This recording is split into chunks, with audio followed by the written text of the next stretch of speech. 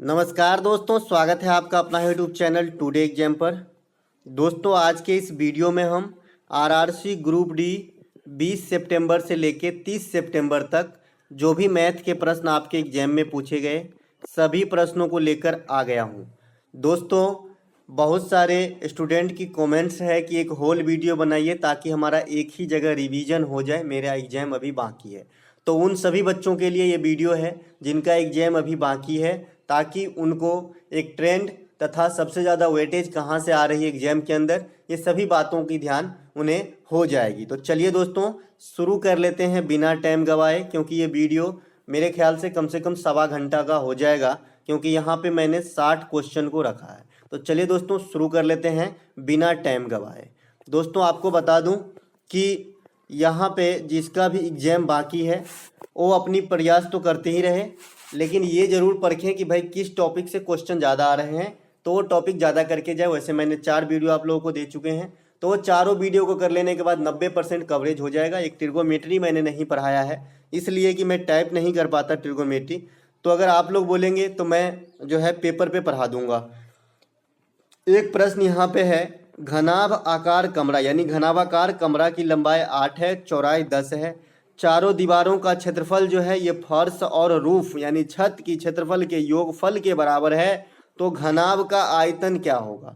अब घनाभ पे तो पूरा मटेरियल आपको दे चुके हैं, लेकिन यहाँ पे 3 लॉजिक लगाया है इस सवाल में। ये सवाल आपके एग्जाम के हैं, कल का है शायद, है ना। तो ये आपका घनाभ का आयतन क्या होता है, LBH होता है। ठीक है, LBH होता है। यहाँ पे चारों दीवारों का क्षेत्रफल दे रखा है, क्या होता है चारों दीवारों का क्षेत्रफल। अपने पास LB में LB है लेकिन H नहीं है। चारों दीवारों का क्षेत्रफल होता है 2H into L plus B। इसके एवज में क्या दिया है भाई कि ये किसके बराबर है, तो फर्श और रूफ के क्षेत्रफल के बराबर है। तो फर्श का भी क्षेत्रफल LB होता है और रूफ का भी क्षेत्रफल LB होता है। तो ये 2 बार LB को जोड़ेंगे, क्योंकि दोनों का योग दिया है, तो 2LB हो गया मेरा। यहाँ 2 से 2 कट गया। LB का मान आप जानते हैं, तो H बराबर H गुने 18 हो जाएगा। 10 8 18 और 10 8 80, क्योंकि 10 और 8 लंबाई चौड़ाई दे रखा है। तो H का वैल्यू आपका 40/9 हो जाएगा। ठीक है, अब लंबाई चौड़ाई ऊंचाई में रख देते हैं, तो 8 गुने 10 गुने 40/9 हमारा आंसर हो जाएगा। इसको मैं अगर कैलकुलेशन करूं तो 432/9 हमारा आंसर हो जाएगा। कितना हो जाएगा, 3200/9। किसी को कोई तकलीफ नहीं होनी चाहिए। चलते हैं आगे। अगला एक प्रश्न है हमारा, 9600 रुपये का 7.2% दर पर 5 वर्षों का सिंपल इंटरेस्ट क्या होगा। अब SI क्या होता है आपका, SI क्या होता है, रेट गुने टाइम प्रतिशत किसका, मूलधन का। किसका, मूलधन का। यही होता है आपका SI।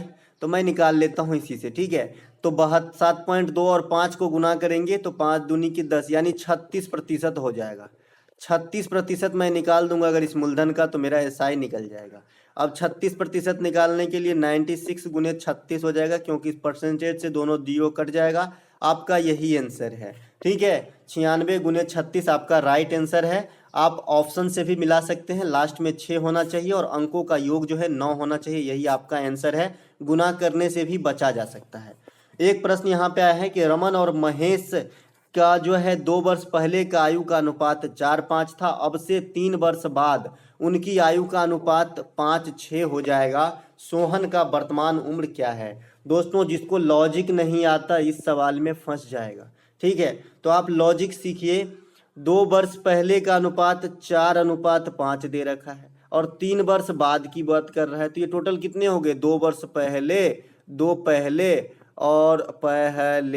और 3 बाद। ठीक है, तो इनमें कितने गैप है भाई, 5 वर्ष का। 5 वर्ष में अनुपात में क्या फर्क पड़ा, 4 से 5 हो गया, 1 की वृद्धि हुई, 5 से 6 हो गई, 1 की वृद्धि हुई। कहने का मतलब है 1 यूनिट का वैल्यू कितना, 5 वर्ष। ठीक है, तो यहाँ पे जो रमन का आयु है ये आपका कितना हो जाएगा, 20 वर्ष। 20 वर्ष और 1 का हो जाएगा आपका 25 वर्ष। लेकिन ये 2 वर्ष पहले का अनुपात है, तो करेंट अनुपात उम्र क्या हो जाएगा, 22 हो जाएगा और 27 हो जाएगा। तो किसका उम्र पूछा जा रहा है, सेकेंड वाले का नहीं, इसमें तो दूसरा नाम लिख दिया है। किसी का भी उम्र पूछा जाए तो एगो का 22 है, एगो का 27 है। ठीक है, अब आप वेरीफाई भी कर सकते हैं। आज अगर 22 और 27 है तो 3 साल के बाद 5-6 के अनुपात हो जाएंगे, क्योंकि एक 25 हो जाएगा और एक 30 हो जाएगा। फिर से समझिए, ऐसे सवाल में आप लॉजिक का इस्तेमाल कीजिए। 2 वर्ष पहले और 3 वर्ष बाद बोल रहे हो, दोनों में अनुपातिक वैल्यू है, कोई भी रियल वैल्यू नहीं है। तो मैंने कहा 2 वर्ष पहले और 3 वर्ष बाद, तो कितने हो गए गैप? 5 ईयर्स। 5 ईयर में देख लीजिए अनुपात में क्या फर्क पड़ा, 1 यूनिट का, है ना। 1 यूनिट का जो है फर्क पड़ रहा है, मतलब 1 यूनिट का वैल्यू 5 वर्ष, तो 5 चौका 20, एगो का हो गया, एगो का 25 हो गया। लेकिन कब का? ये 2 वर्ष पहले का, 2 वर्ष पहले का अनुपात दे रखा है ना। तो आपको करेंट उम्र चाहिए, तो 2 जोड़ देंगे तो 22 और 27 वर्ष। जिसका पूछे आप आंसर आराम से दे सकते हैं। एक प्रश्न आपसे यहाँ पे पूछा गया था, 0.4 अनुपात x समानुपात x 6.4, इसको हल करें। ये तो चतुर्थानुपाती है, तो a/b b/c कर लेते हैं, ठीक है। तो a/b b/c कर लेते हैं। तो एक्स स्क्वायर का वैल्यू आपका डायरेक्ट मुझे दिख रहा है 0.4 इंटू 6.4 आ जाएगा। इसको अगर एक्स स्क्वायर का फिर से मैं निकालूं तो 4/10 हो जाएगा, गुने 64/10 हो जाएगा। ऊपर में आपका 2 गुने 8 निकलेगा, नीचे में 10 निकलेगा। 16/10 में 1.6 आपका एक्स की वैल्यू हो जाएगी। तो यही आपको करके आना था। ये समानुपात पूछा गया था, ये रीजनिंग का सवाल है, लेकिन मैथ में इंक्लूड कर लिया हूँ।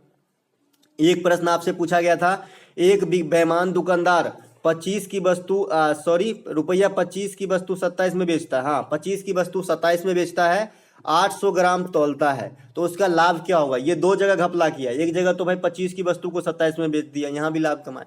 दूसरी जगह है कि 1000 जहाँ पे माप होनी चाहिए वहाँ पे जो है 800 ग्राम तौलता है। तो ऐसे सवाल को आप कैसे बनाएंगे कि भाई 25 रुपया में उन्होंने कितना माल खरीदा? 25 रुपया में उन्होंने खरीदा 1000 ग्राम, और बेचा कितना? 27 रुपये में 800 ग्राम, है ना। तो मैं क्रयमूल निकाल लेता हूँ। 25 जो है 25 पहले मैं 800 ग्राम का क्रयमूल निकाल लेता हूँ, तो मुझे जो है वजन के हिसाब से क्रयमूल मिल जाएगा। तो भाई 25 रुपया में 1000 ग्राम, तो 800 ग्राम की दाम निकाल लेते हैं हम। तो यहाँ पे 2 पंचे और यहाँ पे 2 चौके, ठीक है। 200 से काट दिया, है ना, और 5 25 काट दिया, तो 5 चौका 20। अब क्या निष्कर्ष निकला कि 20 रुपये की वस्तु है और 27 रुपये में बेच दे रहा है। तो लाभ कितने हो रहे हैं? 7 रुपये का।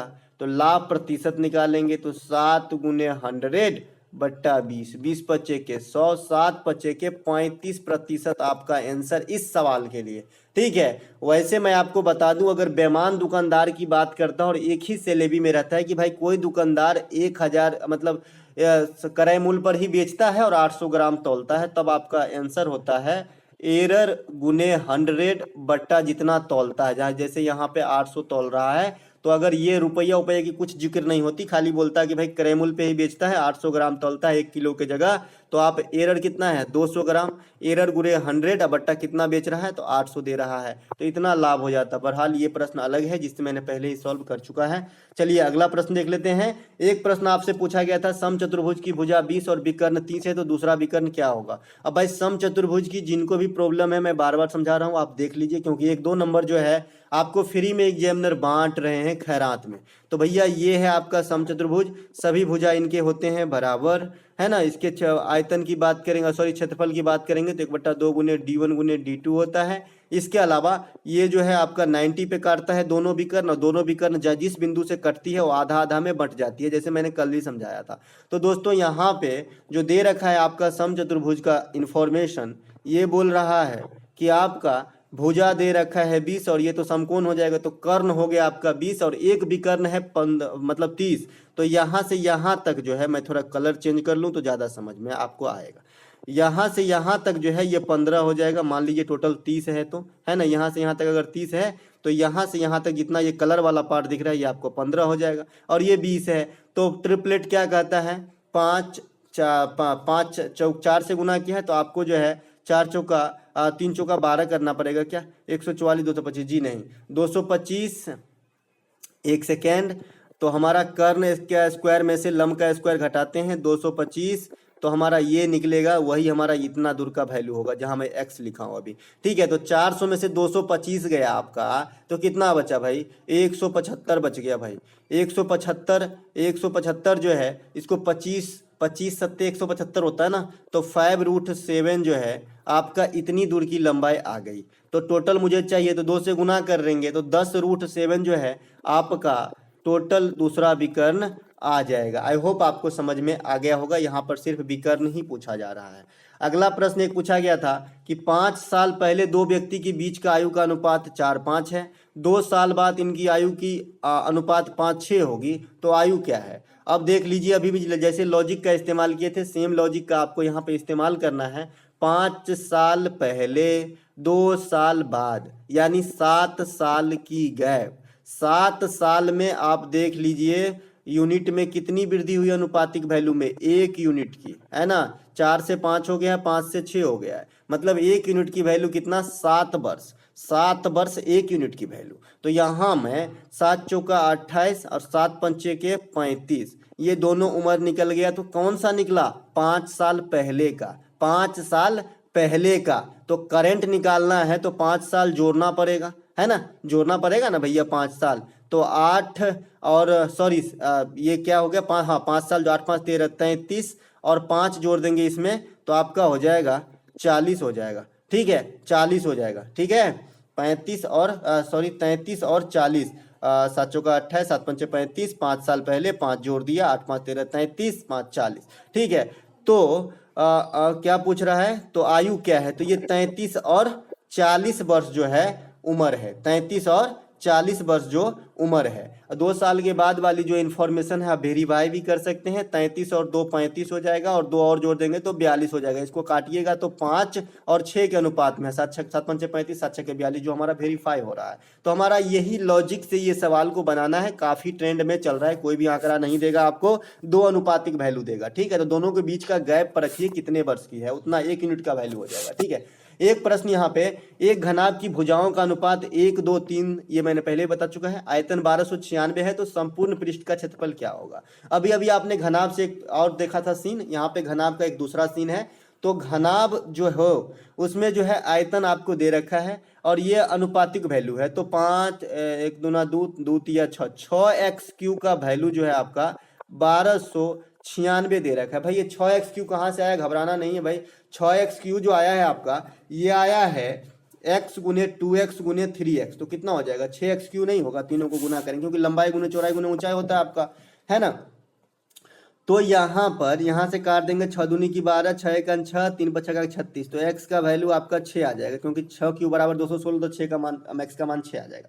अब संपूर्ण पृष्ठ का क्षेत्रफल क्या होता है, किसका, घनाभ का, 2 into LB plus BH plus LH, यही होता है, ठीक है। इसी में आपको मान रख देना है क्योंकि अब आप LBH आप निकाल ही सकते हैं। आपका एगो भुजा हो जाएगा 6, एगो भुजा हो जाएगा 6 दूना के 12, एगो हो जाएगा 18, इसमें रख देंगे आपका आंसर निकल आएगा। एक प्रश्न यहाँ पे पूछा गया था, इसको सॉल्व करने के लिए बोला गया था, तो इसको सॉल्व करने के लिए कुछ भी नहीं है, ये तो गुणनखंड फॉर्म में जा भी नहीं रहा है, मुझे जैसा दिख रहा है ये तो कट जाएंगे। चलिए करके देखते हैं, कहीं नहीं कटा तो, है ना। तो यहाँ पे इसको गुना कर लेते हैं, तो 2x² होगा माइनस 18x होगा प्लस 5x² होगा, है ना, इसको गुना करेंगे तो, और माइनस 6x होगा बराबर के 0 होंगे। इसके बाद x² वाला कहानी, तो 7x² हो गए, इन दोनों को एक साथ मैंने ऐड कर लिया। इसके बाद 18x और माइनस 6x, तो माइनस हो गया आपका 24x बराबर 0। अब 7x² बराबर 24x हो गया, इधर माइनस इधर प्लस में आ जाएगा, x कट जाएगा, x का वैल्यू 24/7 हो जाएगा। इसीलिए बोला था ये द्विघात समीकरण तक जाएगा ही नहीं, इससे पहले ही कट जाएगा। 24/7 आपका आंसर हो जाएगा। चलते हैं आगे, ये सब सवाल में थोड़ा टाइम नहीं खाना है दोस्तों, ये यहाँ पर समझाने के लिए कुछ भी नहीं है, जो समझाने वाला है वहाँ मैं समझाऊंगा। आयत का परिमाप 64 cm है तथा लंबाई चौड़ाई की 1/4 है, तो चौड़ाई कितनी है, इस प्रकार का प्रश्न आए थे आप। तो आयत की परिमाप क्या होती है, कोई बताएगा, चलिए मैं बताता हूँ। आयत की परिमाप होती है 2 इंटू L प्लस B, है ना, 2 into L plus B, 2 into लंबाई प्लस चौड़ाई। आयत का परिमाप आपको इसके एवज में 64 दे रखा है, मैंने 64 को काटा 32, अब L प्लस B की वैल्यू आपकी 32 आ चुकी है, ठीक है। इसके अलावा बोल रहा है जो लंबाई है वो चौड़ाई का, यानी L बराबर B/4 और B खुद में B है, ठीक है, B खुद में B है और लंबाई के बारे में इंफॉर्मेशन है कि B का 1/4 है, ठीक है। तो B प्लस B/4 का वैल्यू आपका 32 है, B प्लस b/4 का वैल्यू आपका जो है 32 है। यहाँ से सॉल्व कर लेंगे 4b plus B, 4b plus B यानी 5b बराबर 32 गुने 4 हो जाएगा, है ना। यहाँ पे 4 एलसीएम ले लेंगे तो 4b प्लस बी यानी 5b, और 5b बराबर 32 गुने 4, तो यहाँ से b का मान निकल आएगा, b का मान ही पूछ रहा है, तो 32 गुने 4/5 आपका आंसर हो जाएगा। चलते हैं आगे। अगला एक प्रश्न है हमारा, निम्नलिखित का मान ज्ञात कीजिए। अब मैं ये बताया था ये काफ़ी ट्रेंड में चल रही है, ठीक है, लेकिन हर शिफ्ट में नहीं पूछा जा रहा है। तो यहाँ पर मैंने बताया था कि भाई पहले 1-2 क्वेश्चन को सॉल्व कीजिए ऐसे प्रश्न में, आपको पूरा सॉल्व नहीं करना है, नहीं तो 4 दिन लग जाएगा, ठीक है। तो यहाँ पे भाई 1 में से 1/2 गया तो 1/2, फिर इसको सॉल्व करते हैं, क्वेश्चन का मतलब गुना होता है भैया। 1 में से 1/3 गया तो आपका जो है 2/3। अब मुझे दिख रहा है यहाँ नीचे वाला कटा है, यहाँ नीचे वाला कटा है, तो वहाँ यहाँ ऊपर वाला बचा है, इसके हिसाब से बात कर लेते हैं। तो यहाँ नीचे वाला बचेगा, तो 1/n इसका जो है फाइनल कंक्लूजन आने वाली है, ठीक है। चलते हैं आगे। अगला एक प्रश्न है हमारा, ये तो मैं कल बता ही दिया था, इसीलिए आज फिर से बताऊं, चलो बता देता हूं, क्योंकि ट्रिगो मैंने आपको नहीं पढ़ाया है। ट्रिगो है आपका कोसेक थीटा बराबर 41/9, तो आप जो है 5 tan थीटा का मान पूछा गया है, ठीक है। कोसेक थीटा बराबर एक, नहीं कल नहीं ये बताया था, नहीं बताया था जी, नहीं बताया था, 41/9 है। तो कोसेक थीटा क्या होती है, साइन का उल्टा, और साइन का क्या मान होता है, लंब बाई कर्ण। तो ये क्या है, कर्ण हमारा कितना हो जाएगा, कोसेक का मान क्या हो जाएगा, कर्ण बाई लंब। तो कर्ण हमारा 41 है और लंब 9 है, तो ये कितना आ जाएगा, ये करके देखते हैं। 41 और 1 42, 41 और का जो इसका 41 का स्क्वायर माइनस 9 का स्क्वायर, सॉरी हाँ 41 का स्क्वायर माइनस 9 का स्क्वायर करना है, तो ये निकल जाएगा। तो 41 और 9 एक हो गया 50, और 41 में से 9 गया तो ना, 11 में से 9 गया तो 2, और आपका हो जाएगा 32 8 40, तो ये 32 हो जाएगा। तो 50 गुने 32 यानी ये आपका 40 हो जाएगा, ठीक है। 1600 हो जाएगा, तो ये 40 भुजा हो जाएंगे। अब आपका तीनों भुजा भाई कहाँ से आया, पैथागोरस से आया है। कर्ण का स्क्वायर माइनस लंब का स्क्वायर बराबर आधार का स्क्वायर, मैंने डायरेक्ट ए स्क्वायर माइनस बी स्क्वायर पे बैठा दिया, क्योंकि आप 41 का स्क्वायर माइनस 9 का स्क्वायर करेंगे ना, तो ये ए स्क्वायर माइनस बी स्क्वायर के फॉर्म में डायरेक्ट, इसलिए मैंने एक बार जोड़ के एक बार घटा के लिख लिया। एक बार जोड़ेंगे तो 41 ना 50, एक बार घटाएंगे तो 32, दोनों का रूट अंडर करेंगे तो आपका 40 बाहर निकल के आएगा। यही किया हूँ और कुछ नहीं किया हूँ। तो आपका 5 tan थीटा पूछ रहा है, तो 5 तो लिखेंगे ही, तो प्रश्न से आया है। tan थीटा का मतलब क्या होता है, लंब बट्टा आधार, तो 9/40 है ना, ये कट जाएगा 8 से, तो 9/8 जहां भी है आपका आंसर हो जाएगा, ऑप्शन नंबर 1 में दिया गया है, ठीक है। चलते हैं आगे। अगला एक प्रश्न है यहाँ पर हमारा, अगला एक प्रश्न है कि x माइनस 2/x बराबर 4 दे रखा है, ठीक है। तो एक्स स्क्वायर 4/x स्क्वायर का मान चाहिए। एक एक तरीके आपको सीखना है, ठीक है, सीख के जाना है एग्जाम के अंदर। तो x माइनस 2/x बराबर 4 है, यहाँ मुझे प्लस वाला है, मुझे स्क्वायर इसे करना ही पड़ेगा। स्क्वायर जैसे ही करेंगे तो x स्क्वायर यानी दोनों साइड स्क्वायर कर लेंगे, तो 4/x स्क्वायर है ना, माइनस हो जाएगा 2 गुने x गुने 2/x हो जाएगा, बराबर के 16 हो जाएगा। x कट जाएगा, ये -4, 2 दूनी के 4 उधर जाकर जुड़ जाएगा, क्योंकि मुझे इतना ही का मान चाहिए, तो 20 आपका आंसर हो जाएगा, ठीक है। इस सब में कुछ भी नहीं रखा है, आपको सिर्फ करने आना चाहिए। एक प्रश्न यहाँ पे है जो मैंने कल भी बताया था आपको कि भाई ऐसे प्रश्न जहाँ पे a/3 b/4 c/7 आपस में बराबर हो और इसके ऊपर में कोई भी गुणज नहीं हो, यानी ए बी सी का कोई गुणज नहीं हो, तो आप डायरेक्ट ए का मान 3, बी का मान 4 और सी का मान 7 रख सकते हैं। और इसे मैं साबित करके भी दिखाया था, ठीक है। कहो तो यहाँ भी साबित कर दूं, लेकिन टाइम काफी किल होगा, इसीलिए जाने दीजिए। मैंने आपको बताया था कि भाई जब a/x बराबर b/y बराबर c/z और ऊपर वाला जो अंश में कोई गुणज नहीं हो, तो a का वैल्यू x ले लो, b का वैल्यू y और c का वैल्यू z ले लो। तो यहाँ पर a b c का मान पूछा है, 4 3 7 7 14 हो जाएगा, बट्टा c तो मतलब 7 हो जाएगा, मतलब 2 हमारा आंसर हो जाएगा। चलते हैं आगे। अगला एक प्रश्न है हमारा इस प्रकार से प्रश्न है, x बराबर 7 माइनस 4√3, तो x प्लस 1/x का वैल्यू क्या होगा। मैं आपको सिखाना चाहता हूँ, इससे पहले भी ये बताया हूँ, ठीक है। और इसे प्रिंट करने में मुझे काफ़ी मेहनत लगती है भाई, इसे प्रिंट करने में खास करके, क्योंकि ये तो जो है मतलब कॉपी पेस्ट करना पड़ता है गूगल से x लेके, क्योंकि कीबोर्ड काम नहीं करता, ऐसा नहीं टाइप हो पाता है, ठीक है। तो यहाँ पे मैं आपको बताऊँ कि भाई 7 माइनस 4√3 और इंटू तो आपको इसका मान चाहिए था, तो मैंने एक दिन आपको परिमेयकरण सिखाया था अगर याद हो, है ना। तो x का जो वैल्यू है 1/x का जो वैल्यू है ये मुझे दिख रहा है कि डायरेक्ट हो जाएगा आपका 7 + 4√3 हो जाएगा। ये कहाँ से आती है, तो ये यहाँ से आती है। चलो करके देखते हैं कि ऐसा कितना आता है, क्यों आता है। तो x लिखेंगे, 1/x लिखना चाह रहा हूँ मैं। तो x का वैल्यू आपको पता है 7 - 4√3। आपने परिमेयकरण का नाम सुना होगा, कंजुगेट से गुना। तो 7 + 4√3, 7 + 4√3। अब नीचे में देखिए a + b into a - b है, तो a² - b² होगा, तो 7 का स्क्वायर 49 होगा, और -4 × 4 = 16 × 3 = 48 होगा। तो नीचे में क्या बचा, एक लड्डू। अब एक को लिखो चाहे नहीं लिखो कोई फर्क नहीं पड़ता, इसीलिए मैंने डायरेक्ट कहा था कि 7 + 4√3 1/x का वैल्यू होगा, और x का वैल्यू आपको पहले से पता है, दोनों को जोड़ना है। तो 7 - 4√3 और +7 + 4√3, तो क्या क्या कटेगा, √3 वाला कट जाएगा, 7 - 7 = 14 आपका आंसर हो जाएगा। चलते हैं आगे। एक प्रश्न यहाँ पे, बेलन के आयतन क्या होगी अगर ऊंचाई 14 सेंटीमीटर और वक्र पृष्ठ का क्षेत्रफल 154 सेंटीमीटर है। अब बेलन की आयतन पूछा जा रहा है आपसे, बेलन की आयतन पूछा जा रहा है ना। तो बेलन का वक्र पृष्ठ का क्षेत्रफल दे रखा है 2πrh = 154, और आपका हाइट का वैल्यू 14 दे रखा है ना। हाइट का वैल्यू आपका 14 देख रखा है। तो 2πr बराबर 14 से मैं इसको अगर काट दूं तो 11 हो गए। 2πr बराबर आपका 11 हो गया, है ना। हाइट से मैंने इसे काट लिया। अब ये आपका क्या है, तो ये है आपका आधार की परिधि, आधार की परिधि, है ना। तो मैं इसको सॉल्व कर लेता हूँ। 2 × 22/7 × r बराबर 11, 11 दूनी की 22, 7/4 जो है आपका रेडियस निकल के आ गया है। रेडियस जो है आपका 7/4 निकल के आ गया है। हाइट आपको 14 दिया है। पाई × r² × h में आपको मान रखना है। आपका बेलन का आयतन निकल जाएगा। चलते हैं आगे। अगला एक प्रश्न है हमारा, इस प्रकार से इसे हल करने के लिए कहा गया। मैंने हल करने के लिए आपको 3 विधि बताया, एक तो गुणनखंड विधि, एक आपका प्रतिस्थापन विधि की मान रखिए, सेटिस्फाई हो गया तो आपका हल हो गया। दूसरा है आपका जो d के अनुसार निकालते हैं, -b + √b² - 4ac/2 है। तो आपको तीनों तरीके आने चाहिए, क्योंकि कभी कभी आपको सिंपल वे में गुणनखंड बनेगा नहीं, है ना। लेकिन यहाँ पे 6 × 36 और 9 चौका अगर 36 कर ले तो 9 में से 4 गया तो 5 भी हो जाएगा और 36 भी हो जाएगा, तो कट रहा है, तो मतलब मिल गया मेरा।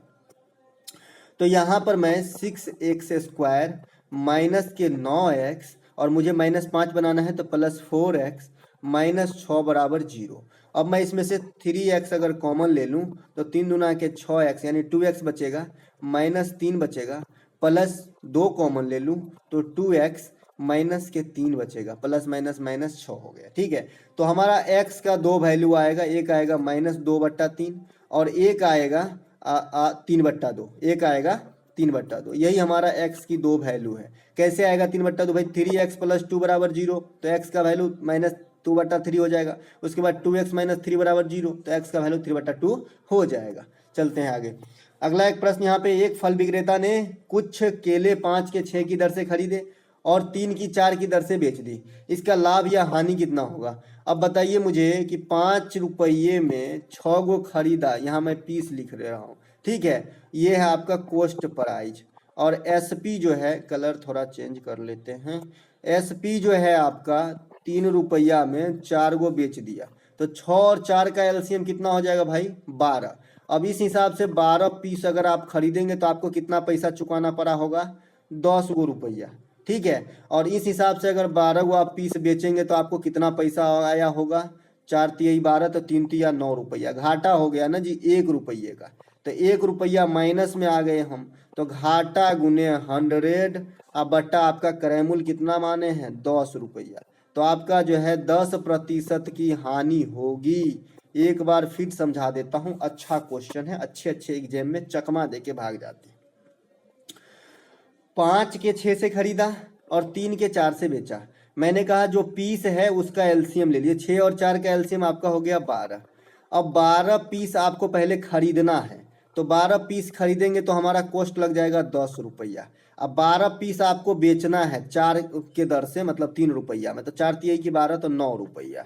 अब घाटा हो गया हमारा 1 रुपया, तो घाटा गुने 100 बट्टा कराई मोल 10 रुपया, तो 10% की घाटा। चलते हैं आगे। अगला एक प्रश्न है हमारा ये वाला कि 2x² माइनस 11x प्लस 15 के मूल हैं। अब मूल 15 दूनी की 30, 6 पंचे के 30, ये भी आपका हो रहा है। डायरेक्ट गुणनखंड कर लीजिएगा जैसे अभी मैंने गुणनखंड किया था। हाँ, एक चीज यहाँ पे जरूर आपको समझाऊंगा कि जब दो आंकड़े यानी दो मूल दिया रहे, जैसे मान लीजिए कि 5 और 3 दो मूल दिया है, आपको समीकरण क्रिएट करना है, तो मैंने कहा था x² माइनस मूलों का योग यानी 5 3 8 इंटू एक्स और प्लस आपका जो है मूलों का गुणनफल 15। यही आपका जो है इससे समीकरण क्रिएट होगा, जिस समीकरण का मान जो दो मूल है 5 और 3 होगा। एक प्रश्न यहाँ पे ऐसे वाले प्रश्न जो है तो नहीं पूछे गए हैं ऐसे वाले, लेकिन यहाँ पे गलती से मिसप्रिंट हो गया है। आपको जो है इन्फिनिटिव तक वाला पूछा गया है, ठीक है, आगे मिल जाएगा तो मैं इसको भी बता देता हूँ आगे है। ये वाला इन्फिनिटिव वाला पूछा गया है कि इसके अंदर कुछ, इसके अंदर कुछ, इसके ऐसे ऐसे करते करते इन्फिनिटिव हो जाता है, ये पूछा गया है, लेकिन ये गलती से आ गया है, ठीक है, कोई दिक्कत नहीं है, आगे है तो सीख लीजिए।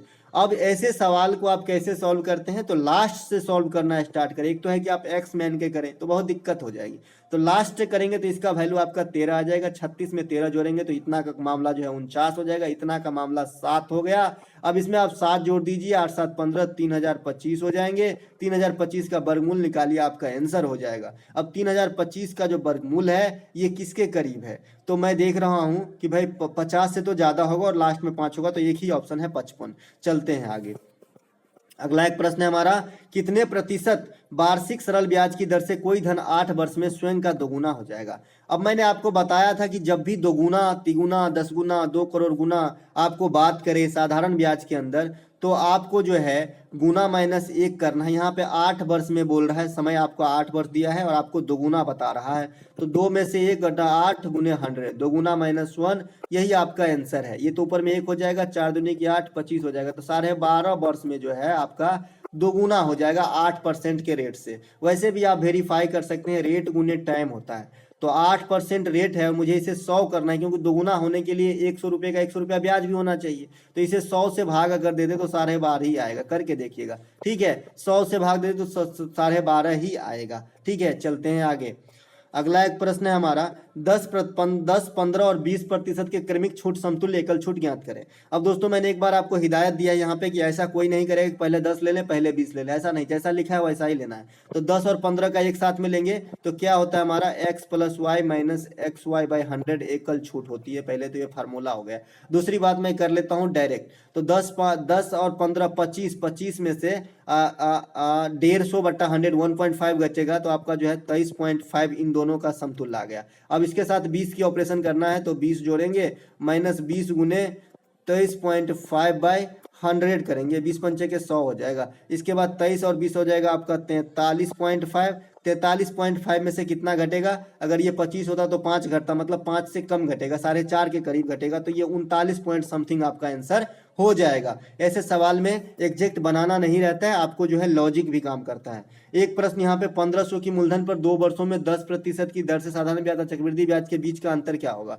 अब इसके कई तरीके हैं। पहले तो है आपका पी, है ना, आपका जो है डिफरेंस बराबर, है ना, डिफरेंस बराबर, ये जाने दीजिए तरीके तो आपको याद ही है कि डिफरेंस बराबर होगा PR² बटा 100 का स्क्वायर, ये जाने दीजिए, मैं ये नहीं बताऊंगा क्योंकि तो आप रट ही रखे हैं। 1500 की 2 वर्ष में 20% हो गया साधारण ब्याज, SI कितना हो गया 20% हो गया, और CI कितना निकल जाएगा 2 वर्षों के लिए, क्या बताया है मैंने, 2R² पर रखना है ना, तो 10 दूनी की 20 और 10 दहन की 100, तो 20 और 1 21%। मैंने कहा था यहाँ मुझे 3 अंक बिल्कुल नहीं चाहिए, वो शिफ्ट कर देंगे, तो 21% हमारा आ गया क्या, CI सॉरी।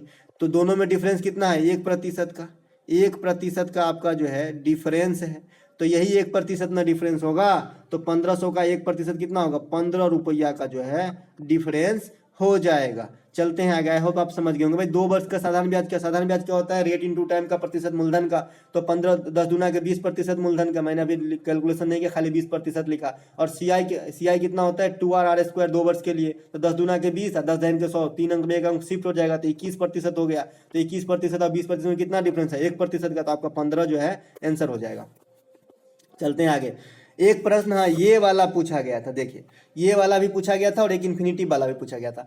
तो ऐसे वाले में जब भी आप देखें कि भाई ऐसे रूट के अंदर दिया है, फिर प्लस या माइनस दिया है और ये चलता जा रहा है, ऐसे डॉट डॉट डॉट कभी भी समाप्त नहीं होते हैं, तो इसको क्या करना है, दो ऐसे फैक्टर में तोड़िए जिसका जो है HCF 1 हो जाए। तो 3 और 4 के फैक्टर में तोड़ेंगे तो HCF 1 हो जाएगा। अगर बीच में प्लस है तो बड़का मान, और बीच में अगर यहाँ पे माइनस होता तो छोटका मान। तो यहाँ पे प्लस वाला है तो 4 आंसर हो जाएगा। अगर इसी सवाल में बीच में साइन प्लस की जगह माइनस कर दे तो 3 आंसर हो जाएगा। ये सबसे इंपॉर्टेंट है कि इसको ऐसे में तोड़िए कि HCF 1 हो जाए, ठीक है, और कुछ नहीं है ऐसे सवाल में। एक प्रश्न यहाँ पे कि इनमें से सबसे बड़ा सबसे छोटा कौन सा है, तो ये पहचानने के तरीके मैंने बता ही दिया था भाई। यहाँ पे जो है आरोही कौन सा, बढ़ते क्रम में, आरोही क्रम में सजाने को कहा जा रहा है, ठीक है। तो यहाँ पे एक तो है कि काट के आप मान निकालिए, दूसरा अनुमान विधि। पहला का पहले को चेक करते हैं, 11 पचे 55, पहले वाले अंक के सामने 55 आया, 9 सत्ते 63, दूसरे वाले अंक के सामने 63 आया, दूसरे वाले अंक के सामने 2 आएगा, 9 अठे 72 भी आ गया है, और तीसरे वाले का 77 आ गया है। अब मुझे दिख रहा है कि यही आपका आरोही क्रम में सजा है, 55 से बड़ा है 63 या 72, और 63 या 72 से बड़ा है 77। तो ऑप्शन नंबर 1 हमारा यहाँ पे राइट आंसर हो गया। ये कहाँ से आया है, 55 कोना कानी गुना करके, 11 पचे 55, 9 सत्ते 63, 9 अठे 72, 11 से 77, इस प्रकार से आया भाई, और कुछ भी नहीं। चलते हैं आगे। एक प्रश्न यहाँ पे कि 5,000 रुपये पर 50/3% वार्षिक ब्याज की दर से 2 वर्ष का चक्रवृद्धि ब्याज। अब 50/3% है तो इसको आप जो है 2r² पे रखेंगे तो फंस जाइएगा, ठीक है। तो इसको फ्रैक्शन के टर्म में ले चलिए। तो 50/3% को अगर मैं प्रतिशत का साइन हटा दूं तो फ्रैक्शन के टर्म में हमारा जो है 1/6 हो जाएगा। ये ट्रेंड में रहती है 66.2/3, 16.2/3, है ना, 33.1/3, ये सब ट्रेंड में रहती है, ठीक है। तो आपको ऐसे फ्रैक्शन के हिसाब से चलना है, और 2 वर्ष के लिए ही पूछेगा ज़्यादातर ऐसे वाले में। तो आपका जो है इसका फ्रैक्शन से निकालने का CI क्या तरीके हैं, जो जितना भी आपका बट्टा में आया उसका स्क्वायर कीजिए 36, उससे अगला अंक पढ़िए 49, और यही नीचे वाला घटा दीजिए। तो आपका जो है 13/36 अगर आप निकाल देंगे इस मूलधन का तो आपका आंसर हो जाएगा। यानी 5,000 रुपये का, 5,000 रुपये का 13/36, इसी को कैलकुलेशन कर लीजिए, आपका CI निकल जाएगा 50/3% के दर से 2 वर्षों का। एक प्रश्न यहाँ पे कि एक रेलगाड़ी जो 700 मीटर लंबी है, 72 किलोमीटर घंटा की रफ्तार से चल रही है, यदि वो एक गुफा को 1 मिनट में पार कर रही है तो गुफा की लंबाई क्या होगी। अब रेलगाड़ी की लंबाई आपको दे रखा है 700 मीटर, गुफा की लंबाई मुझे पता नहीं है, ठीक है। 72 किलोमीटर की स्पीड है भाई, लेकिन यहाँ पे मीटर प्रति सेकंड में दे रखा है लंबाई, तो मैं इसे मीटर प्रति सेकंड में 5/18 से गुना करके निकाल लूंगा। 18 चौके के 72 हो जाएगा, 5 चौका के 20 हो जाएगा। यहाँ पे समय कितना लग रहा है, 1 मिनट मतलब 60 सेकेंड। 60 गुने 20, 60 गुने 20 हो जाएगा ये, क्योंकि यहाँ 5 चौका 20 है, 18 चौका 72, 5/18 5 चौका 20 हो जाएगा इधर। तो 60 गुने 20 बराबर आपका 700 प्लस x हो गया। तो 1200 में से 700 जाएगा तो आपका 500 आंसर ट्रेन की लंबाई हो जाएगी। सभी का आना चाहिए, और मेरे साथ साथ आप बनाने की भी कोशिश करें, ठीक है, साथ में बनाते भी रहें, है ना। जिनको लगता है कि मुझे देखने की ज़रूरत है, मुझे थोड़ी भी जैसा मैथ में थोड़ा सा भी प्रॉब्लम है, तो जो है देखिए और बनाइए भी, और ये PDF आप ले लीजिएगा, आप खुद से प्रैक्टिस कीजिएगा। एक प्रश्न यहाँ पे 1,000 की राशि 2 वर्षों का साधारण ब्याज 200 है, तो ब्याज की दर क्या है। अब मैं ये नहीं बताऊंगा, आप मुझे खुद ही बना के बताइएगा। एक प्रश्न यहाँ पे ये वाला ट्रेंड में रहता है, x + 1/x = 5, तो x² + 1/x² का मान कितना होगा। तो मैंने बताया था ये 25 - 2 23 हो जाएगा, तो आंसर 23 है हमारा। ये कैसे आता है, कुछ भी नहीं किया जाता है, दोनों साइड स्क्वायर किया जाता है। जब आप काफ़ी बनाते बनाते आपको एक्सपीरियंस हो जाता है तो ऐसे में आपका एक ट्रिक बन जाता है ऐसे अलजेब्रा को सॉल्व करने के हेतु। तो यहाँ पे दोनों साइड वर्ग करेंगे तो x² + 1/x² हो जाएगा, +2 × x × 1/x हो जाए तो कट जाएगा, तो 2 ये बचेगा, इसके बाद इधर 25 हो जाएगा, यही 2 इधर जाके घटेगा, तो आपका जो है 23 आंसर हो जाता है। क्यू वाला आएगा, क्यू वाला भी बता दूंगा। एक प्रश्न यहाँ पे कि वर्ग की भुजा 7 सेंटीमीटर, इस वर्ग के अंतर्गत एक वृत्त है, तो वृत्त का क्षेत्रफल क्या होगा। Important question.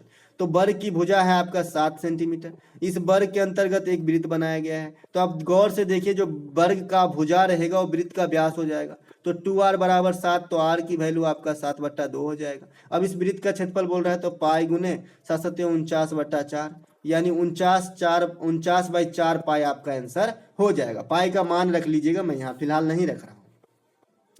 एक प्रश्न यहाँ पे, यदि मूलधन 13,500 है, दर 3% वार्षिक है, तो 3 साल की चक्रवृद्धि ब्याज क्या होगी। अब 3 साल की चक्रवृद्धि ब्याज के लिए क्या बताया मैंने, रेट को कैसे रखना है, 3R स्क्वायर आर क्यू, जहाँ भी 3 अंक आएंगे पिछले अंक में शिफ्ट होगी, तो यहाँ पे आएगा ही नहीं क्योंकि 3 है, तो 3 तिया 9, 3 तिया 9 तिया 27, इसके बाद 3 तिया 9 तिया 27, यही है ना भाई, 3 तिया 9 तिया 27, 3 का क्यू और 3 तिया 9 तिया 27, ये भी हो जाएगा है ना, और 3R, तो 9.27% आपका अगर निकाल देंगे तो आपका आंसर हो जाएगा 13,500 रुपये का 9.27% ज्ञात कीजिए, आपका आंसर आ जाएगा। ऐसे प्रतिशत ज्ञात करने के लिए आप आगे वाले को भूल जाइए, आप 9% निकाल सकते हैं आराम से, 135 गुने 9, 900 और 35 गुने 9 है ना, 135 गुने 9 कर लेंगे, ठीक है। सबसे पहले 135 गुने 9, 50 में 4, 9 27 3, 1 9 9 3 12, 1215, तो खाली 9% आ गया। और ये जो है 1/4 से कुछ ज़्यादा है भाई, 0.25 होता तो 1/4 होता है 1% का, तो 135 को मैं अगर 140 मान लूँ और 1/4 कर दूँ तो कितना हो जाएगा, 140 का 1/4 कितना हो जाएगा, 35, तो इसमें 35 जोड़िए तो ये 1249.50 रुपये के करीब आएगा, यही आपका आंसर हो जाएगा। चलते हैं आगे, अगला एक प्रश्न है हमारा इस प्रकार का, अभी इसको बताया है मैंने, x बराबर 3 + 2√2, तो x - 1/√x का मान क्या होगा। अब 1/x का मान आप निकाल सकते हैं, इसको पहले तो मुझे रूट में ले जाना पड़ेगा, तो √x की वैल्यू अगर मैं निकालूं, √x बराबर क्या होगा, तो √x 3 + 2√2, अब a + b का होल स्क्वायर, a - b का होल स्क्वायर सभी को आना चाहिए तभी ये हिसाब बनेगा, ठीक है। तो बीच में दिख रहा है कि जो 2ab वाला फैक्टर है उसके पीछे प्लस है, मतलब a + b का होल स्क्वायर है, मतलब √2 + 1 का ये होल स्क्वायर अगर कर ले तो जो अंदर रूट में लिखा है उतना ही आएगा। देख लीजिए 2 1 3 और +2 √2, तो √2 + 1 बाहर निकलेगा, है ना, √2 + 1 बाहर निकलेगा, इतना का वैल्यू क्या आ गया, √2 + 1। अब इसका वैल्यू क्या आएगा, 1/√2 + 1 है ना, 1/√2 + 1 आएगा। अब इसको फिर से हम परमेकरण कर लेंगे तो √2 - 1 आ जाएगा, क्योंकि 2 में से एक है, तो अभी भी परमेकरण सिखाया था जहाँ 49 - 48 हुआ था, तो √2 - 1 आ जाएगा, ये वाली चीज, इतना जो है √2 - 1 आने वाली है, तो √2 + 1 - √2 - 1, अब √2 से √2 कट जाएगा, प्लस माइनस एक का एक 2 हो जाएगा, तो 2 आपका आंसर हो जाएगा, ठीक है। ऐसे सवाल में ज़्यादातर लोग जिनको नहीं बनाने आता है रूट वाले को टिक करके आ जाते हैं। एक प्रश्न यहाँ पे x + 1/x का वैल्यू आपका 4 दे रखा है, तो x 4 + 1/x का पावर 4 पूछ रहा है, तो मुझे कितनी बार करना पड़ेगा, 2 बार स्क्वायर करना पड़ेगा, क्योंकि मुझे 4 पावर तक पहुंचना है। तो मैंने पहली बार स्क्वायर किया तो 16 में से 2 गया तो 14 हो गया। अभी सीखे थे ना आपकी, दोनों साइड स्क्वायर करने के बाद जो 23 आया था, 25 में से 2 घटा था इस साइड वाला, तो ऐसे ही दोनों साइड स्क्वायर करेंगे तो x² + 1/x² बराबर प्लस 2 बराबर 16 हो जाएगा, 2 घट जाएगा 14। इस 14 को फिर से स्क्वायर करेंगे, 196 में से 2 घटाएंगे तो 94 आपका आंसर हो जाएगा, ठीक है। चलते हैं आगे, अगला एक प्रश्न है, एक कस्बे की जनसंख्या 15% वार्षिक दर से वृद्धि होती है, यदि वर्तमान जनसंख्या 8000 है तो 2 वर्ष बाद इसकी जनसंख्या क्या होगी। अब ये साधारण मतलब क्या बोलते हैं इसको, चक्रवृद्धि ब्याज के जैसा है कि भाई 15% दर से बढ़ रहा है और 2 वर्ष के बाद क्या होगा, तो 2 वर्ष के लिए रेट दे रखा है आपको 15%, तो 2r² होता है, तो आपका जो है 15 दूनी की 30 और 15 225, ठीक है। तो आपका ये 2 शिफ्ट हो जाएगा, 3 अंक नहीं चाहिए, तो 32.25% निकाल देंगे तो आपका जो है बढ़ा हुआ जनसंख्या निकलेगा कि कितना बढ़ेगा। और होल जनसंख्या पूछ रहा है कि कितनी होगी 2 वर्ष के बाद, तो 132.25% निकालना है किसका, 8000 का। दोस्तों मैथ तो थोड़ा कैलकुलेटिव आ रहा है ना, जिसको गुना भाग करने की मतलब तुरंत क्षमता नहीं है उसको टाइम लगेगा, इसीलिए मेरी आपसे हिदायत है, अगर आप एग्जाम देने जा रहे हैं तो पहले 1 से लेकर 100 तक क्वेश्चन को विजिट करें। जो भी बच्चा मेरे कमेंट किए कि आज मैं एग्जाम देने जा रहा हूं, तो मैंने उन सभी स्टूडेंट को कहा कि भाई पहले ऐसी प्रोसेस रखना कि आप 100 तक क्वेश्चन को विजिट करना, क्योंकि मेरे अपने घर के एक सदस्य ने एग्जाम दिया था, वो बता रहा था कि 70 के बाद जो क्वेश्चन है काफ़ी ईजी आने लगता है और देखते ही बन जाता है। तो ऐसा नहीं है कि मैं लास्ट तक 70 तक ही पहुँच गया और उसमें मैंने 50 बनाया, 20 छोड़ा और जो है आगे की 30 में से मुझे 25 बन सकता था जो मैं नहीं बना पाया और मेरा रिजल्ट नहीं हुआ, तो ऐसा नहीं करना। 9 सेमी त्रिज्या वाले एक धातु के गोले को पिघलाकर 0.6 सेमी त्रिज्या की छोटी गोली बनाई जाती है, छोटी गोलियों की संख्या क्या होगी। अब मैंने आपको कहा था कि भाई जैसे ही पिघलाने उगलाने की बात आई आप आयतन का सूत्र लगाएंगे और कुछ नहीं करना है। 9 सेमी से 0.6 सेमी का त्रिज्या बना दे रहा है तो 4/3 गोला है तो पाई गुने आर क्यू, तो 9 को 3 बार लिखेंगे और इसके बाद जो है आपका 9 को 3 बार लिखेंगे, इसके बाद जो है 4/3, उसके बाद पाई और 6/10 को 3 बार लिखेंगे क्योंकि 0.6 सेमी का बना रहा है। तो इसको कैलकुलेशन कर लेंगे, आपका आंसर निकल जाएगा। इधर ही एक्स रखेंगे, इसी एक्स का वैल्यू निकलना है कि इतनी गोली बनेगी और कुछ नहीं। जैसे ही पिघलाए ना आप आयतन का सूत्र लगा दो। एक प्रश्न है यहाँ पे, यदि मूलधन P दर R% वार्षिक हो तो समय T हो तो साधारण ब्याज क्या होगा। डायरेक्ट पूछा गया था, ठीक है। तो P का जो है क्या होता है, R गुने T%, यही होता है आपका साधारण ब्याज। मूलधन का रेट गुने समय प्रतिशत। चलते हैं आगे। 1%, यह एक प्रश्न यहाँ पे है का मौसा क्या होगा। भाई मौसा जब पूछे फ्रैक्शन का और लौसा पूछे तो जो पूछे वो अंश का, जो नहीं पूछे उसका हर का। तो यहाँ पे मौसा पूछ रहा है तो मौसा आप 10, 5 और 25 का निकालेंगे तो आपका 5 निकलेगा और नीचे वाले का एलसीएम निकालना है तो एलसीएम निकालेंगे तो 36 हो जाएगा। तो 5/36 आपका आंसर हो जाएगा। कहाँ है, ऑप्शन नंबर 1 में है। अगर इसी में एलसीएम पूछा गया होता तो ऊपर वाला का एलसीएम तो 25 दूना का 50 एलसीएम हो जाता और नीचे वाला जो है एचसीएफ तो 6 हो जाता। 50/6 इसका एलसीएम है, लेकिन यहाँ पे आपका जो है एचसीएफ पूछा गया था 5/36 है, यानी जो पूछा जाए उसका अंश का निकालना है, उसका अपोजिट जो है हर का निकालना है। एक प्रश्न यहाँ पे, अर्धवार्षिक रूप से संयोजित 20% दर 1.5 वर्ष टाइम 2,000 रुपये की राशि का मिश्रण क्या होगा। अब मैंने कहा था अर्धवार्षिक रूप से तो रेट को 2 से भाग दो तो 10% हो जाएगा। इसके बाद समय को 2 से गुना करोगे तो 3 वर्ष हो जाएगा।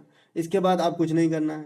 अब 10% के दर से 3 वर्ष के लिए जानते हैं आप 3r² RQ, तो 10 तिया के 30 हो जाएगा आपका। और इसके बाद 10 दाहिन के 100 दाहिन के 300 हो जाएगा और 10 दाहिन के 1000 हो जाएगा ये वाला, ठीक है। तो 10 3 33.1% निकालेंगे, आपका आंसर निकल जाएगा। और ये 2 क्यों आता है भाई, आपसे अगर पूछ जाए कि अर्धवार्षिक नहीं पूछ के यहाँ पे पंच महीना के हिसाब से पूछ दिया जाए कि 5 माह ही जो है संयोजित होता है, तब क्या करेंगे, तब आप रेट को जो है 12/5 से डिवाइड करेंगे, ठीक है। और जो समय को है वो आपको 12/5 से गुना करना पड़ेगा। ये कहाँ से आता है भाई, ये यहाँ से आता है कि भाई छमाही रहता है तो 12 में 6 से भाग देते हैं तो 2 रिजल्ट आता है। तो इसी रिजल्ट के साथ मैंने रेट को भाग किया था और समय को गुना किया था। लेकिन जब नहीं कटेगा तो ऐसा थोड़ी है कि सवाल नहीं बनेगा, सवाल तो बनेगा ना भाई कि तिमाही होगा 2 माही होगा। तो 12 में भाग देना है, जो रिजल्ट आया उसी के साथ ऑपरेशन करना है, समय को गुना करना है, रेट को भाग करना है। एक प्रश्न यहाँ पे, किसी वस्तु के अंकित मूल्य 20% की छूट देने पर भी 30% का लाभ होता है। यदि अंकित मूल्य 900 है तो क्रय मूल्य क्या होगा। अब 20% का छूट दे दिया, अंकित मूल्य आपको दे रखा है 900 रुपया, इसका 20% का छूट दे दिया, फिर भी बोल रहा है कि लाभ कितना हो रहा है भाई, 30% की लाभ हो रही है। तो इसको मैं सॉल्व करूंगा, हमारा आंसर निकल जाएगा, ठीक है। ये कैसे आंसर निकलेगा कि 900 रुपया आपका अंकित मूल्य था, 20% का छूट दिया मतलब 80/100 करेंगे, मतलब 4/5 से गुना कर दिया। और ये जो राशि आई थी ये उस विक्रेता के लिए 130% है, तो मैं 100% निकाल लूंगा। इसी को सॉल्व करेंगे, आपका आंसर झट से निकलेगा, ठीक है, झट से एकदम। एक प्रश्न यहाँ पे, 33 संख्याओं का औसत 40 है, 17 संख्याओं का औसत 35 है, 17 संख्याओं का औसत 42 है, 17वीं संख्या क्या है। ओवरलैप कर रहा है, 33 को संख्या दिया है और 34 को संख्या का जो है हमारा इंफॉर्मेशन दिया है, तो ओवरलैप कर रहा है। जब भी ओवरलैप करे ऐसे सवाल में तो सबसे पहले जो ओरिजिनल औसत है वो है 40, इसको हम ऐसे लिख लेते हैं, ये हमारा 40। अब जो है पहले 17 संख्याओं का औसत जो है आपका जो है 35 है, तो कितना बढ़ गया, +2 गुने कितना 17, तो 17 दूनी की 34 प्लस में। और बोल रहा है कि अंतिम 17 संख्याओं का औसत 42 है। एक सेकेंड, कुछ गड़बड़ हो रहा है यहाँ पे, दोनों बार नहीं बढ़ सकता, दोनों बार नहीं बढ़ सकता, अनर्थ हो जाएगा। या इसको 32 कर लीजिएगा, ठीक है, इसको 32 कर लीजिएगा, मिसप्रिंट हो गई है। संख्याओं का औसत 32 है और एक 33 है, तो -1 कर लेंगे तो यहाँ पे जो है हमारा -17 आ जाएगा। ये -1 कर लेंगे कि ये घटत हो गई, ये ट्रिक है बनाने का, यही मैं सिखा रहा हूँ। 17 संख्याओं का औसत 42 है, तो 17 और 33 से 42 कितना बढ़ गया, 7 2 9।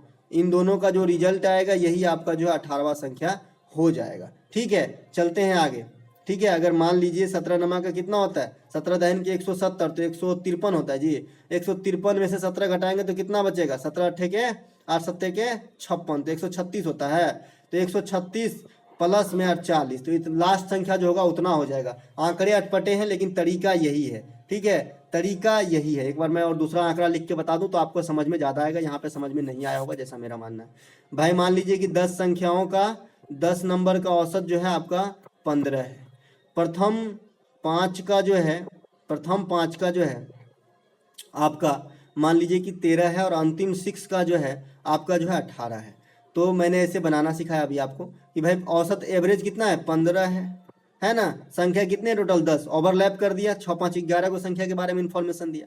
तो पहला जो है -2 की औसत घटा है कितने संख्या पे, 5 संख्या पे, तो ये आ गया आपका -10। इसके बाद 6 संख्या पे जो है कितना का औसत बढ़ा है, तो 3 का, तो छत्रिक 18 आ गया आपका पॉजिटिव में। इन दोनों को किए तो जो है प्लस के 8 आ गए, तो लास्ट का जो संख्या होगा 15 8 23 होगा। ठीक है, यही समझाना चाह रहा था, यहाँ पे आंकड़ा डिफरेंट है। एक प्रश्न यहाँ पे ए बी किसी कार्य को 15 दिनों में, बी सी किसी कार्य को 20 दिनों में, और सी किसी कार्य को और 25 दिनों में, तो सी अकेला इस कार्य को, यहाँ पे ए सी होगा। ये फिक्स पैटर्न का सवाल है, ठीक है, फिक्स पैटर्न का सवाल है। ए बी मैंने पहला दूसरा, दूसरा तीसरा और पहला तीसरा मिलके काम करते हैं, तो टोटल मिलके भी पूछा जाता है, किसी पर्टिकुलर अकेले आदमी का भी पूछा जा सकता है। यहाँ पे सी का पूछा गया, तो तीनों का एलसीएम निकालेंगे 15 25 20 का, तो 15 25 20 का एलसीएम 5 तिया 15, 5 25, 5 चौका 20, अब नहीं कटेगा जी, तो 5 चौका 20, 5 60 तिया 180 होगा जी। 180 नहीं होगा, 5 तिया 15 चौका 60, और 60 पंचे 300 होगा, 300 हो जाएगा आपका एलसीएम। तो इसका सूत्र होता है एलसीएम गुने 2 बट्टा एलसीएम बट्टा ए प्लस बी का, तो 300 तो 20 हो जाएगा। इसके बाद बी प्लस सी का, तो 320 तो 15 हो जाएगा। इसके बाद 25 का, तो 12 हो जाएगा। इसी को सॉल्व करेंगे तो टोटल मिल का काम आ गया, और जो टोटल मिल के आ गया, अगर सी का पूछा गया तो जिसमें ए और बी इंक्लूड है ना, उसको घटा देंगे तो आपका सी का निकल जाएगा। पहले भी बता चुके हैं, इसीलिए मैं एक एक बात नहीं बताऊंगा, नहीं तो वीडियो काफ़ी लेंदी हो जाएगी। यहाँ पे देख लीजिए 47 मिनट की वीडियो हो चुका है, ठीक है। एक प्रश्न यहाँ पे, ये तो आ चुका था, एक प्रश्न यहाँ पे कि समचतुर्भुज की एक विकर्ण की लंबाई 12 सेंटीमीटर, अन्य विकर्ण की लंबाई 27 सेंटीमीटर, क्षेत्रफल। तो अभी क्षेत्रफल क्या होता है, 1/2 गुने पहला विकर्ण गुने दूसरा विकर्ण। तो यहाँ पे आपका आंसर हो जाएगा 27 गुने 6 20 120 7 42 162 आपका आंसर हो जाएगा। ठीक है, चलते हैं आगे। समचतुर्भुज में पूरा प्रॉपर्टी बता ही दिए हैं। 2 वर्ष की चक्रवर्ती ब्याज क्या होगी, यदि मूलधन और दर 8% है, उतने ही समय में साधारण ब्याज 10 रुपये है। ठीक है, तो यहाँ पे क्या बोल रहा है, यहाँ पे क्वेश्चन कुछ जो है इन्फॉर्मेशन मिस है, हो जाता है दोस्तों, टैप करने में काफ़ी कुछ मिस हो जाता है। यहाँ पे एक प्रश्न ट्रिगो का है जो इम्पोर्टेंट लग रहा है, मुझे बता देते हैं, क्योंकि ये वाला भी ट्रेंड में घूम रहा है और बार बार पूछा जा रहा है। एक 2 प्रकार के पूछे जा रहे हैं कि एक साइन को जो है आपका कोण में मान देगा कि साइन 70 कॉस 20, इसका जो है 1 हो जाता है। कैसे हो जाता है, sine 90 minus theta cos theta या sine 90 plus theta cos theta, इस पे जो है आ जाता है। तो ये वाला एक ट्रेंड में है त्रिकोणमिति का, और एक ये वाला है। तो इसको आप सॉल्व कर लेंगे, प्रमेयकरण कर लेंगे, तो 1 प्लस साइन थीटा का, यानी साइन ए है यहाँ पे, तो साइन ए का होल स्क्वायर हो जाएगा रूट के अंदर, और नीचे में उन्होंने साइन स्क्वायर थीटा मतलब कॉस स्क्वायर ए हो जाएगा। ये बाहर निकलेगा तो 1 प्लस साइन ए हो जाएगा, 2 में से वो निकलेगा, और नीचे में कॉस हो जाएगा। इसको अगर अलग अलग करेंगे तो 1 by cos sec, sine by cos tan, तो सेक प्लस टेन आपका आंसर हो जाएगा। सेक प्लस टेन जो है आपका आंसर हो जाएगा। चलते हैं आगे। बेलन की वक्रपृष्ठ क्या होगी यदि ऊंचाई 7 सेंटीमीटर और आधार की क्षेत्रफल 77 है। ये कल पूछा गया था शायद, नहीं रिपीट किया हुआ प्रश्न है ये पहले भी पूछा गया था। ठीक है, तो बेलन की वक्रपृष्ठ का क्षेत्रफल 2 पाई आर एच होता है, और ऊंचाई दे रखा है, और आधार का क्षेत्रफल दे रखा है। ये आधार का क्षेत्रफल दे रखा है, यानी पाई आर स्क्वायर का जो वैल्यू है ये आपको दे रखा है 77। तो 22/7 गुने आर स्क्वायर है ना, पाई आर स्क्वायर का वैल्यू जो है 77, 11 77 का 22, 7 गुने 7/2 मतलब 49/2, मतलब 7/√2 जो है आपका आर का वैल्यू निकल चुका है। ठीक है, और ऊंचाई पहले से पता है तो 2 पाई आर एच नहीं निकालेंगे, तो 2 पाई आर एच निकालते हैं, तो 2 गुने 22/7 गुने आर का वैल्यू अभी अभी निकला था 7/√2, और एच का वैल्यू है आपका 7, 7 से 7 कट जाएगा, 2 से ये √2 मरतबे कटेगा, तो 22 सत्ते के 40, 154√2 जो है आपका आंसर हो जाएगा। चलते हैं आगे। अगला एक प्रश्न है, ए और बी की आय का अनुपात 3:2 है, उसके बचत के अनुपात 3:2 है, 2:3 है 3:2 है। यदि बी की बचत 4000 है और एक ही खर्च कितनी है, यदि बी ने 8000 खर्च किया हो। अब देखिए बी की बचत है 4000 और 8000 खर्च भी कर लिया है, तो टोटल बी का इनकम कितना हो जाएगा, 12000 रुपये हो जाएंगे, है ना। और आय का अनुपात दे रखा है, 2 यूनिट का वैल्यू 12,000 तो 3 यूनिट का वैल्यू 18,000, है ना। अब 18,000 रुपया बी की इनकम आ चुका है, सॉरी यहाँ पे बी का बात बोल रहा है, मैंने गलत कर दिया भाई, है ना। ए और बी की आय का अनुपात 3:2 है और उसके अनुपात 3 और 2 है, तो बी की बचत 4,000 है। बी के बारे में इंफॉर्मेशन है भाई, तो बी 4,000 बचाता है, 8,000 खर्च करता है, तो बी का टोटल इनकम हो गया आपका 8 4 12,000। तो 3 यूनिट का वैल्यू 12,000 तो 2 यूनिट का वैल्यू कितना हो जाएगा 8,000। तो ए का टोटल इनकम हो गया आपका 8,000। तो क्या बोल रहा है, तो एक ही खर्च, यदि बी ने ए की खर्च कितनी है, ए का खर्च कितना होगा बोल रहा है, तो ए की टोटल इनकम हो गया आपका 8,000 और ये क्या है 4,000, तो 6,000 खर्चे कर लेगा ये, तो 2,000 जो है सेव कर पाएगा आपका ए। ठीक है, ये कैसे हो गया देख लीजिए, बी जो है 4,000 रुपया बचाया है और 8,000 खर्च किया, टोटल 12,000 रुपया आय है तीन यूनिट में जो है, तो 3 का वैल्यू 12 तो 2 का वैल्यू कितना 8,000 हो जाएगा, तो ए का टोटल इनकम 8,000 निकल गया। अब ए का जो है, अब बी 4,000 रुपया खर्च किया है तो 2 यूनिट खर्च किया है, तो 3 यूनिट ये खर्च करेगा तो 6,000 तो खर्चे कर लेगा, तो 2,000 रुपया बचाएगा ये। ठीक है, हाँ एक ये वाला नहीं, ये वाला है, एक ये वाला पूछा गया है, इस प्रकार से मैं इसे टाइप कर पाया हूँ। ट्रिगोनोमेट्री में थीटा बीटा का जो है साइन नहीं रहता है कीबोर्ड के अंदर, हो रहते भी होंगे लेकिन मुझे इतनी जानकारी नहीं है, इसीलिए मैं आपको पेन पेपर पे ही पढ़ा दूंगा ट्रिगो आज या कल में। ठीक है, 5 cos a बराबर 4, तो tan a का मान क्या होगा। अब cos a का वैल्यू यहाँ से क्या आ गया 4/5 आ गया, और cos थीटा बराबर क्या होता है आधार बट्टा कर्ण, तो ये आ गया 4, तो ये 3 निकल जाएगा पाइथागोरस से। अब आपको जो पूछे तो 3/4 आपका tan हो जाएगा। तो दोस्तों इस वीडियो में इतना ही, लगभग यहाँ पे हमने 50 से अधिक सवाल को सॉल्व किए। अगर आपको अच्छा लगा हो तो लाइक कर लीजिएगा। साथ ही साथ मैं एक चीज़ और बताना चाहूँगा कि जो आपका ये किसी चीज़ के शेप में परिवर्तन पूछ रहा होता है कि भाई जो रेडियस में 10% बढ़ा दिया गया और इसमें परिवर्तन कितने होंगे आयतन में, कोई भी शेप में बेलन गोलू शंकु कुछ भी वृत्त त्रिज्या कुछ भी पे पूछा जा सकता है, तो ये आपको जरूर आना चाहिए, क्योंकि ये एक दिन स्किप करके पूछा जा रहा है और मैंने ये आपको कल के वीडियो में बता दिया, अच्छे समझा भी दिया है, और मैंने एक सवाल भी दिया था कि इसमें खुद को करके देखना। तो चलिए दोस्तों मिलते हैं एक नेक्स्ट वीडियो में। इसके अगर आपको अच्छा लगा हो तो लाइक कर लीजिएगा, और PDF ये वाला भी आप टेलीग्राम पे ले लीजिएगा, और ताकि जो है आपको खुद से प्रैक्टिस कर सके। तो चलिए दोस्तों मिलते हैं नेक्स्ट।